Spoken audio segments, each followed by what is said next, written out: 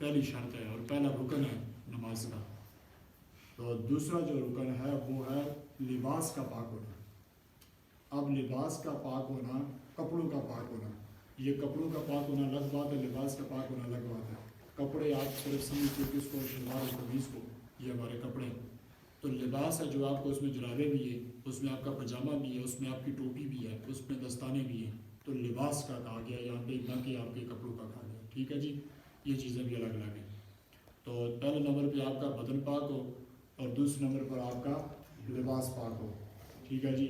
ہاں اس کے اندر ایک بات یاد رکھیں، اگر کسی کو قطرے آتے ہیں، چھوٹا پیشاب کرنے کے بعد قطرے چلتے ہیں، اور اکثر 100% میں سے 60 یا 70% اس وقت ایسے معاملات چل رہے ہیں کہ جو قطرے چلتے ہیں، اور یہ مین مسئلہ ہے. تو نہیں چل دینا، تو ٹائم نہیں جانا بند کر دیں، جس سے چھڑ کے کر دے سامنے. ٹھیک ہے جی. تو اگر آپ کے کپڑے قطرے نکل رہے ہیں تو حتی الامکان آپ کوشش کریں کہ ان کو خارج کیا کریں. پورا یہ مسئلہ باب قائم کیا گیا، اس میں نبی اسلام نے کھل کے بتایا ہے. تو آپ کوشش کریں کہ جب تک آپ کے سارے قطرے خارج نہ ہو جائیں تب تک آپ استنجا نہ کریں. استنجا کرنے کے بعد آپ وضو کریں. اگر وضو کے اندر بھی آپ کے قطرے چلتے ہیں تو پھر آپ کے لیے ضروری ہے کہ آپ دوبارہ جا کے وضو کریں. تو اگر اس سے بھی یہ نارملی حالت ہے کہ آپ کا بالکل وضو نہیں ٹھہرتا، بہت قطروں کی اشد ہو، تو پھر اس میں یہ شرط ہے کہ آپ کے جسم کا خون جو حرام ہے، یہ جو قطرے نکلنے والے یہ ناپاک ہے. تو یہ جسم کے کپڑوں کے ساتھ اتنے لگ گئے کہ کم سے کم آپ کو نظر آ رہا ہے کہ 1 روپیہ جو سکہ 1 روپیہ ہے، اگر اس سے یہ نشان بڑھ گیا ہے، اور اسی طرح ناپاک خون لگا ہوا ہے یا کوئی بھی ناپاک پیشاب لگا ہے، کوئی چیز بھی لگی ہے کپڑوں کے ساتھ، تو آپ نے کیا کرنا ہے؟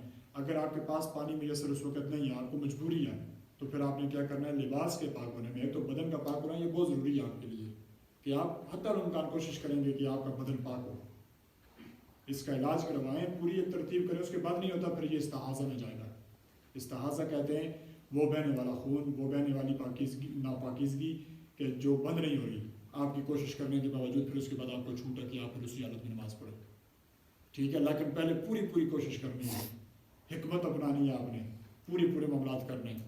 تو یہ معاملہ آپ نے دیکھنا ہے. تو کپڑوں کا 1 روپے سکے سے زیادہ آپ کے پاس پانی میسر نہیں ہے تو آپ نے دیکھ لینا کہ اگر 1 روپیہ سکے سے زیادہ ہے اگر، تو پھر آپ کو دھونے پڑیں گے. اگر اس سے کم ہے تو آپ کی نماز درست ہے. ٹھیک ہے جی، یہ مسئلہ پتہ چل گیا.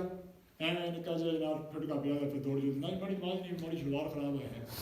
نہیں، یہ بات بالکل نہیں ہے. اسلام نے آپ کے لیے بڑی گنجائش رکھی ہے. تو یہ 2 مسئلے آپ کو پتہ لگے نا عبداللہ، 2 ارکان. پہلا رکن بدن کا پاک ہونا اور دوسرا رکن لباس کا پاک ہونا. بدن کا میں نے آپ کو بتا دیا کہ خون نکلے، چل پڑے، وضو ٹوٹ جائے گا، بند کرو.